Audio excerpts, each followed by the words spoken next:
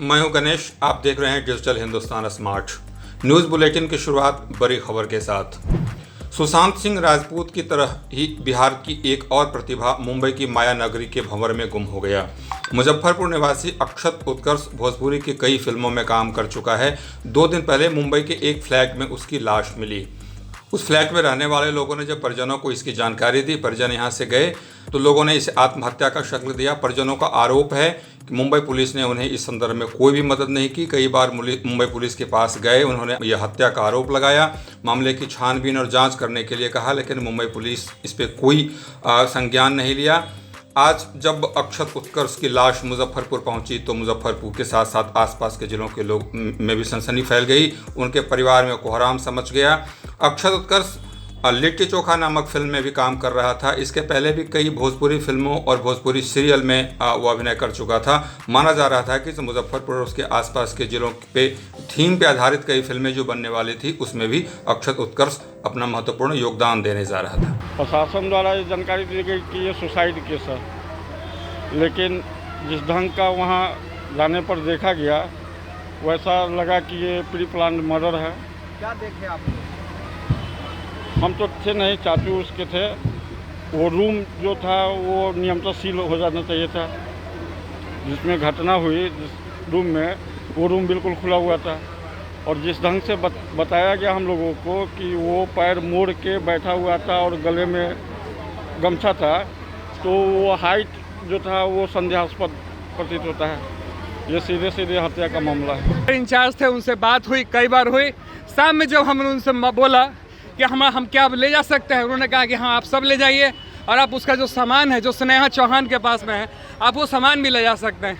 Ambulance में postmortem report करने के बाद में जब हम वापस लेकर के जब इसको एम्बुलेंस के साथ उस घर पे गए जहाँ पे ये था, बच्चा मेरा रहता था, वहाँ पर जब गए उस रूम को कहीं से सील नहीं किया गया था। जबकि रात में घटना घटी है और कल होकर के शाम में हम जा रहे हैं, यानी कि 24 घंटा से पहले हम जा रहे हैं। कोई फॉरेंसिक जांच का रिपोर्ट नहीं है। उन्होंने सिर्फ एक मोबाइल हमको नहीं दिया, बोला हम इसको जांच के लिए रखें। कपड़ा, हम सोचिए कि उसके कमरे से जाके हम कपड़ा लेकर आए। लोगों का कहना है, जो वहाँ लड़की थी और जो सोसाइटी के लोग हैं, उनका कहना है कि वो लड़का बैठ के इस तरह से ऐसे लटका हुआ था, ऐसे बिछावन पे ऐसे था। अगर बिछावन पे ऐसे था तो गर्दन में लटका हुआ गमछा पंखा से दोबारा 2 फोल्ड होकर के यहाँ तक कैसे आ जाएगा? कौन सा गमछा इतना लंबा होता है? और पुलिस के आने के पहले सोसाइटी के लोगों ने उसका गमछा काट दिया। ये कहा गया कि हम लोग कोशिश कर रहे थे, जबकि दूसरे आदमी का ये इन्फॉर्मेशन है कि नहीं, हम लोग जब सांस चेक किए तो उसकी सांस नहीं चल रही थी। इसको पहले बेहोश किया गया और बेहोश करके लोगों ने इसको मारा। और इसमें सबसे प्रथम एग्जीक्यूट है स्नेहा चौहान, लखनऊ की, क्या नाम है उसका भैया, सम दुबे, और उसका जो अभिनव चतुर्वेदी जो कल से मेरे पीछे लगा हुआ था कि बात क्या हो रही है सुनने पर लगा हुआ था। वो स्नेहा चौहान उसी पीछे में रहती थी। ये सारे लोग मिलके इसको मारे। हीरोइन है क्या? हाँ, सब लोग स्ट्रगलर्स थे वहाँ पर। और कौन दुबे बता रहे हैं? उसका पूरा नाम तो याद नहीं। लखनऊ में MBA में इसके साथ में थी। नहीं, वहाँ मुंबई में लखनऊ वाला MBA पढ़ती थी। वो लगातार इसको पैसे के लिए टॉर्चर करती थी, वो पैसा मांगती थी। और जहाँ तक मेरे इन्फॉर्मेशन में उसने इसको इतना प्रेशर किया कि ये अगस्त महीने में बगैर हम लोगों से बताइए लखनऊ गया उससे मिलने के लिए। ये एक बहुत बड़ा जाल। इससे सिर्फ पैसा ऐठा गया। पैसा ऐठने, जब पैसा देने में सक्षम नहीं हुआ, इसको फोर्स किया, जब नहीं दिया तो लास्ट में इसकी हत्या कर दी। और पुलिस की इसके ऊपर कोई कार्रवाई नहीं है। बारिश थमने के बावजूद उत्तर बिहार की नदियां उफान पर है। दरभंगा, मधुबनी, पश्चिमी चंपारण, पूर्वी चंपारण सहित कई जिलों में बहने वाली नदियां खतरे के निशान के ऊपर बह रही है। इसके कारण खासकर के सीतामढ़ी और शिवहर में अभी भी कई ऐसे गांव हैं, दर्जनों ऐसे इलाके हैं जो अभी भी मुख्यालय से कटे हुए हैं। मुजफ्फरपुर में औराई और कटरा सहित कई ऐसे प्रखंड हैं जो मुख्यालय से कटे हुए तो नहीं, लेकिन दर्जनों ऐसे गांव हैं जिनमें पानी घुसा हुआ है। खास करके चंपारण और पश्चिमी और पूर्वी चंपारण की स्थिति बेहद ही ख़राब होती जा रही है। 2 महीने के बाद जब बाढ़ ने फिर एक बार दस्तक दी तो प्रशासन की नींद उड़ गई है। खास करके जब प्रशासन चुनाव की तैयारी में लगा हुआ है, वैसे मौके पे बाढ़ ने प्रशासन की परेशानी बढ़ा दी है। लोगों को सुरक्षित स्थानों पर पहुँचाना उनके लिए बड़ी चुनौती बनी हुई है। वहीं पर जान माल की रक्षा के साथ साथ राहत सामग्री मुहैया कराना भी प्रशासन के लिए कोई साधारण चुनौती नहीं है। पुराने मामले को लेकर आज राजद के सभी विधायक और राजद के जिलाध्यक्ष ने कोर्ट में सरेंडर कर दिया।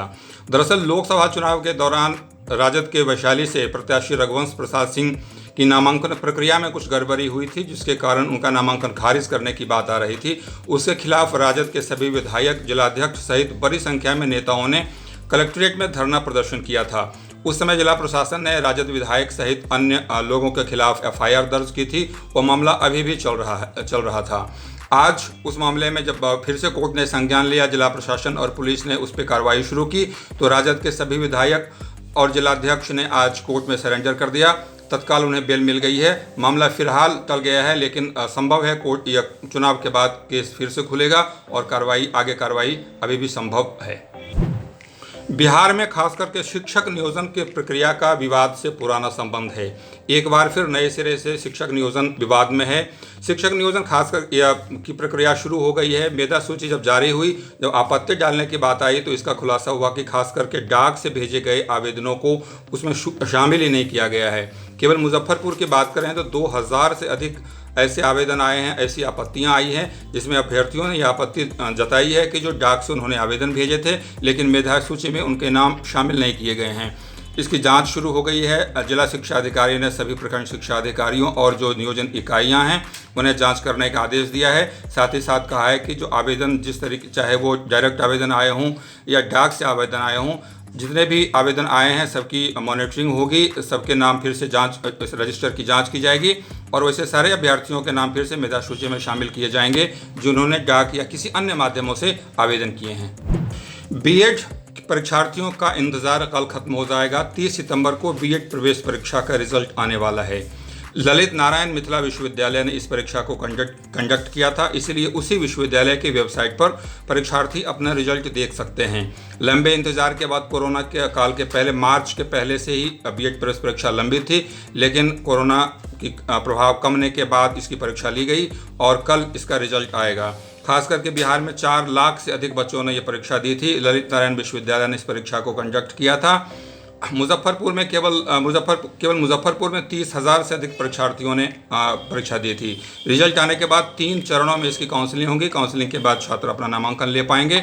इस बार एक छूट दी गई है बीएड के परीक्षार्थियों को कि जो वो अपने गृह जिले में भी नामांकन ले सकते हैं। अगर किसी कारणवश उस जिले में सीट नहीं बनी, तभी उन्हें दूसरे जिलों में नामांकन लेना होगा। जबकि पिछले बार राजभवन के आदेशानुसार यह नियम बनाया गया था कि जो सेंट्रल स्तर पर परीक्षा ली जाएगी और केंद्रीयकृत परीक्षा और साथ साथ कॉलेजों का चयन भी छात्र के अपने स्तर से छात्र नहीं कर सकेंगे। अगर उन्हें किसी दूसरे जिलों में भेजा जाएगा तो उन्हें वहां पे ही नामांकन लेना पड़ेगा। ये थी मुजफ्फरपुर और आसपास के जिलों की 5 बड़ी खबरें। कल हम फिर मिलेंगे न्यूज़ बुलेटिन के साथ। तब तक के लिए आज्ञा दीजिए। धन्यवाद।